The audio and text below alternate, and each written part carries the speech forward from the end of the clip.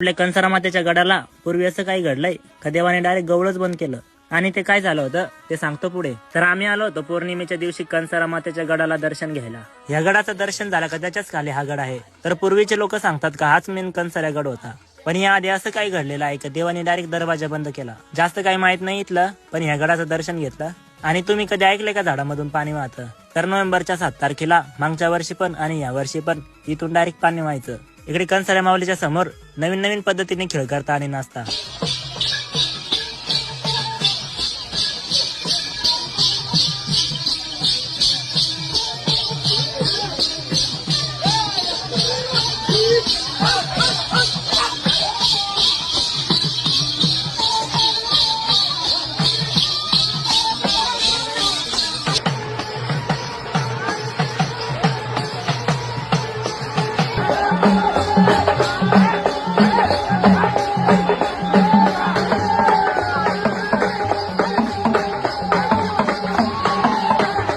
आणि या पौर्णिमेच्या दिवशी आपलं कुलदैवत कंसाऱ्या गडाच्या दर्शनाला एवढी गर्दी राहते ना, खूप लोक आलेले राहतात आणि रात्रभर नाचतात.